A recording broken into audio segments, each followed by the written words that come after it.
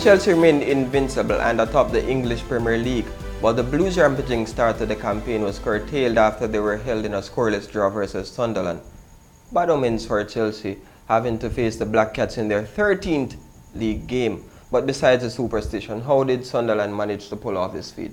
Well, firstly, if you look at Sunderland's lineup, they lined up in a 4-5-1 formation, typical of 4-5-1 formation. In their previous games, they played pretty much 4-4-2. But in this game, Connor Wickham, one of Sunderland's forward, he played out wide left to stop or limit Branislav Ivanovic attacking prowess, and that worked pretty much throughout the game because Ivanovic never made much of those rampaging runs that he would normally make. But if you look also at Sunderland's defensive setup, when Chelsea had the ball, Sunderland dropped deep on top of their 18-yard box and pretty much clustered, very compact. The problem here for Chelsea is that Chelsea still moved inside into that space. Hazard coming in off the wing, Willian coming off the wing, and then Ivanovic and Azpilicueta weren't going outside. Ivanovic because he had to think about Connor Wickham's position. Yes. But Azpilicueta on the left side never opened the play enough, and that kind of congested the game, and Chelsea struggled to So are you saying that Chelsea, in Sunderland, they parked the bus? No, they didn't park the bus because when they attacked with numbers. They won the ball and attacked at speed, so they counter-attacked pretty well.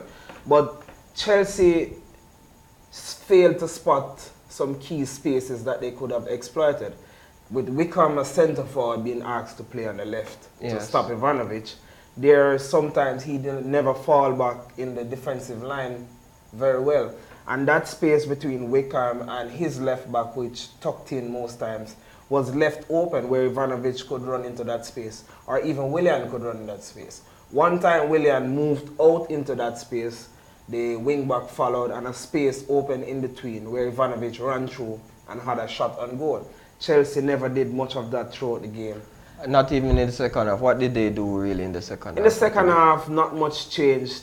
They still moved towards the center, and Jose Mourinho, he changed his formation to 4-4-2 in the view that he would try to get his 4 attackers lined up against Sunderland's 4 defenders to have 1v1 situations.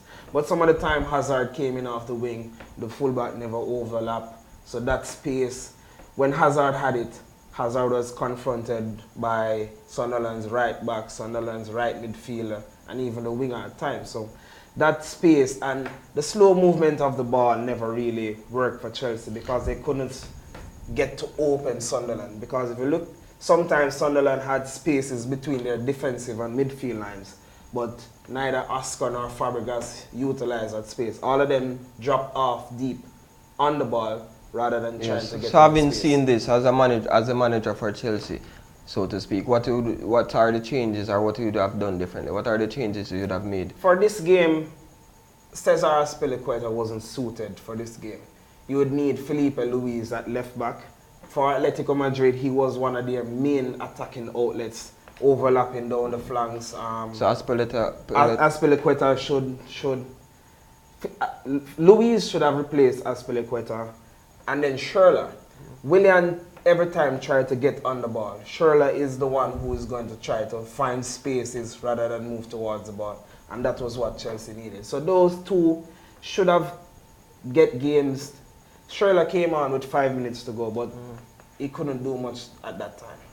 Well, Arsenal, they used the same tactics of getting the fullbacks high and wide in their game against West Bromwich Albion. They won 1-0, but that change didn't come until the second half for Arsenal. Yes, that didn't come until the second half for Arsenal.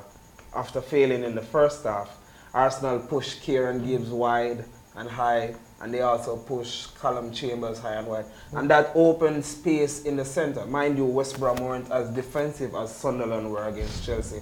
But that opened space for Santi Cazorla, who ran the game, and Aaron Ramsey, who rotated with Cazorla to get into attacking spaces. Now, for West Brom, they made some changes and they went for a direct approach. Didn't work, did it? No, it didn't work. They tried to hit long balls to Berahino and Samaras, who came down. But Arsenal, they controlled that, and Cazorla again started to drop deeper with the aim that West Brom would push up against him and he'll just play it into the spaces for Welbeck and Sanchez to run on in. But that didn't work. But Cazorla, his movement to create the goal for Arsenal was spectacular. He moved into a space between the right back for West Brom and the right central defender. And he just picked it up, beat his man and squared for Welbeck to score 1-0 to the Arsenal. 3 points for Arsenal, while Chelsea failed to score for the first time this season. But that's it for this episode, but click on the link below where we'll talk about Manchester City, who defeated Southampton and are now in second place.